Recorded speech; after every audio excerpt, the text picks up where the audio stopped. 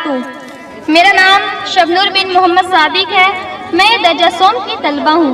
आज के इस इस्लामिक एग्जीबिशन में मैं जिस प्रोजेक्ट को लेकर आप लोगों के सामने हाजिर हुई हूँ वो है मैयत को गुस्ल देने का तरीका।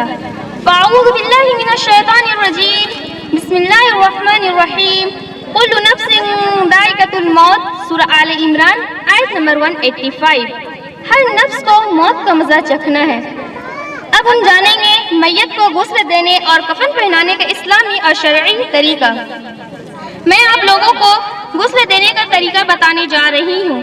उससे पहले मैं कुछ बुनियादी बातें बताना मुनासिब समझती हूँ। सबसे पहले बात यह है कि मर्द मर्द को गुस्ल दे, औरत औरत को गुस्ल दे। इस सिलसिले में शौहर अपनी बीवी को गुस्ल दे सकता है और बीवी अपने शौहर को गुस्ल दे सकती है। गुस्ल देने वाला मैयत का करीबी रिश्तेदार हो। अगर करीबी रिश्तेदार को गुस्ल का आदाब ना मालूम हो तो जो गुस्ल के आदाब जानता हो वो गुस्ल दे।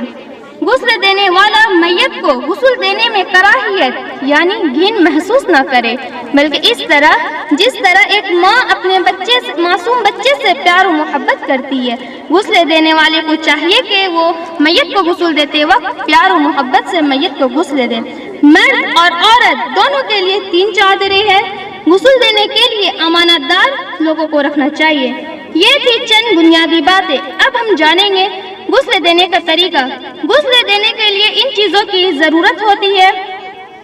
गुस्ल शुरू करने से पहले सबसे पहले हम पानी में बैर का पत्ता डालेंगे और उसको गर्म करेंगे, न ज्यादा गर्म और न ज्यादा ठंड, वो सुसुम रहे। उसके बाद मैयत के लिबास को कैंची की मदद और एहतियात से उसको निकालेंगे। उसके बाद मैयत के अंदर जेवर हो उसको भी निकालेंगे। कुछ जेवर ऐसी होती है जो नहीं निकल पाती, उसको छोड़ दे, उसको जबरदस्ती नहीं निकालना चाहिए। फिर उसके बाद मैयत को इस तरह बैठाएं और उसके पेट के जानिब इस तरह दबाएं ताकि पेट के अंदर जो भी गंदगी होगी वो आसानी से खारिज हो जाएगी। उसके बाद इस जानिब से कसरत से पानी बहाए और इस जानिब से भी कसरत से पानी बहाए। इस तरह पानी बहाए कि सतर का जाहिर न हो। इस अमल को 3 मरतबा दोहराना चाहिए। अब इसके बाद गुस्ल शुरू हो रहा है। इसके लिए सबसे पहले बाएं हाथ में दस्ताना या कपड़े का बना हुआ थैलिया पहन के सतर के हिस्सा को अच्छी तरह साफ करें। उसके बाद बाएं जानिब कसरत से पानी बहाए और इस जानिब से भी कसरत से पानी बहाए। इस तरह पानी बहाए के सतर का जाहिर न हो। इस अमल को भी आप 3 मरतबा दोहराएं। उसके बाद बाएं हाथ में आप जो दस्ताना पहने हैं उसको खोल के डस्टबिन या शॉपिंग बैग में आप डाल दें। उसके बाद आप दोनों हाथ में दस्ताना पहन के भी आप गुस्ल दे सकते हैं या दस्ताना नहीं पहन के भी आप गुस्ल दे सकते हैं। जिस तरह हम नमाज के लिए वजू करते हैं वैसे ही मैयत को भी वजू कराएं। सबसे पहले दोनों हाथ को कलाई तक 3 मरतबा धोए। उसके बाद मुंह का सफाई करें। अगर मुंह खुला हुआ है तो रुई लें और रुई को इस तरह उंगली में लपेट के पानी में भिगो के उसके मुंह के अंदर डालें और उसको अच्छी तरह साफ करें। ये 1 मरतबा भी कर सकते हैं, 2 मरतबा भी कर सकते हैं, 3 मरतबा भी कर सकते हैं। अगर मुंह बंद है तो सिर्फ रुई लें और उसको पानी में भिगो के इस तरह साफ करें। फिर आप इस रुई को डस्टबिन या शॉपिंग बैग में डाल दें। अब उसके बाद नाक का सफाई करें।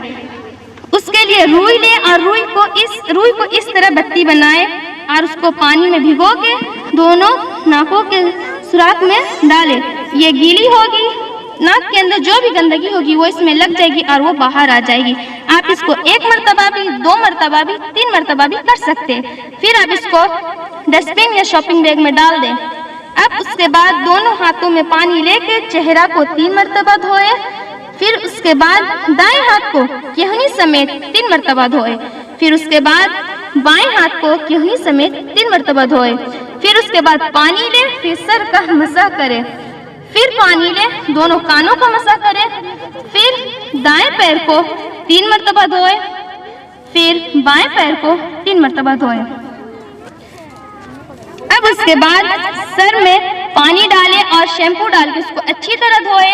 उसके बाद दाएं जानिब गर्दन से लेके पैर तक आप पानी बहाएं। फिर आप साबुन से आगे जानिब और पीछे जानिब अच्छी तरह धोएं। फिर आप इसी तरह बाएं जानिब गर्दन से पांव तक पानी बहाए, पीछे जानिब और आगे जानिब साबुन से आप अच्छी तरह धोए। आप ये 3 मरतबा भी कर सकते हैं, 5 मरतबा भी कर सकते हैं, 7 मरतबा भी कर सकते हैं। अब आपको अंदेशा हो गया कि आप इसको अच्छी तरह इस्तिंजा करा दिए है और इसको अच्छी तरह गुस्ल दे दिए, तो अब आखिर में पानी में कापूर का पाउडर मिला दे और उस पानी को पूरे जिस्म में बहा दे। बैर वाली जो पानी है उसको डालने से वो जिस्म के अंदर जो मैल है वो उसको काट देता है, और कापूर वाला जो पानी है उसको डालने से वो जिस्म के अंदर खुशबू पैदा करता है। अब उसके बाद ये चादर गीली हो गई है, अब उसके बाद सूखा चादर उसमें डालेंगे।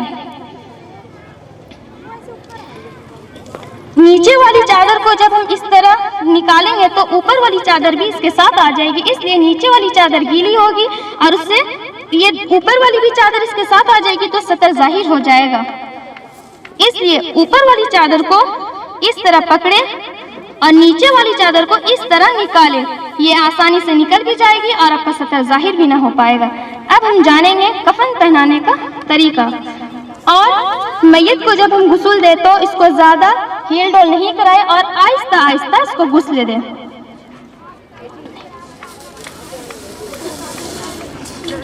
मर्द और औरत दोनों के लिए 3 चादरें हैं, 3 पट्टियां जो कमर में और पैर के जानिब और सर के जानिब।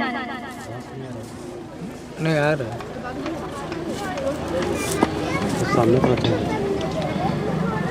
सबसे पहले हम पहली चादर लेंगे। थोड़ा सा जरा सा पीछे होइए, सामने जाएंगे, थोड़ा सा पीछे हो जाइए आप लोग, इधर आ जाइए थोड़ा सा।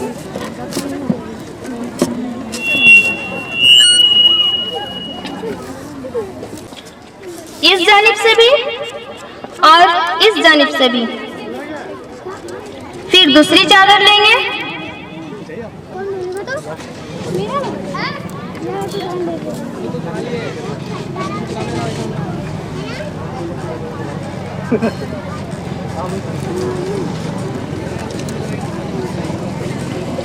दूसरी चादर को इस जानिब से फोल्ड करेंगे और इस जानिब से भी और इस जानिब से भी। अब तीसरी चादर को लेंगे,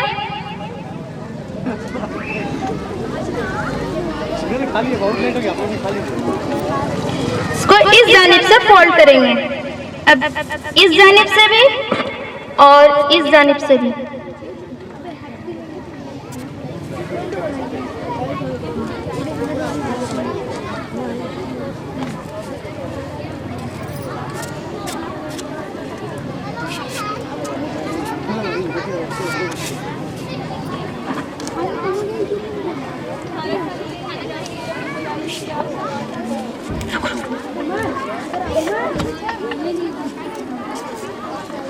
अब इसके बाद मैयत को लाके इसमें रखेंगे आहिस्ता से।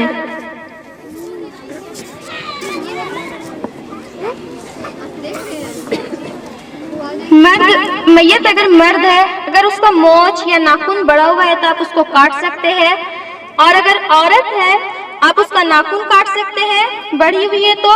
फिर औरत का जो बाल है उसको पूरे बाल को पीछे जानिब करके 3 चोटी बनाएंगे। उसके बाद मर्द है तो आप उसके लिए खुशबू इस्तेमाल कर सकते हैं, और अगर औरत है तो औरत के लिए खुशबू इस्तेमाल नहीं करना चाहिए। फिर आप खुशबू के लिए कापूर का पाउडर गर्दन के सामने, कमर के सामने और पैर के सामने दे दें। फिर आप इस जानिब से, फिर इस जानिब से, और ये जो अंदर वाली चादर है इसको इस तरह निकाले के सतर जाहिर ना हो।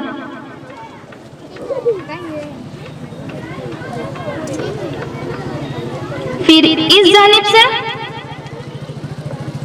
और इस जानिब से, फिर इस जानिब से, फिर इस जानिब से।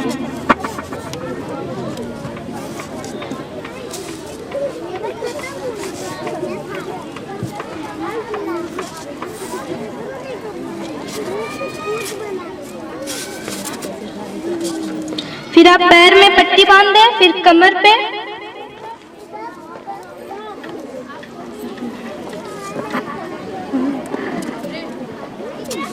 और सर के ऊपर। अब आखिर में ये बात याद रखनी चाहिए, जो भी गुस्ल दे रहे, अगर मैयत के अंदर कोई भी ऐब पाए तो उसे दूसरों के सामने जाकर जाहिर ना करे। जज़ाकल्लाहु खैर व अहसनु जज़ा। अस्सलामु अलैकुम व रहमतुल्लाहि व बरकातुहू।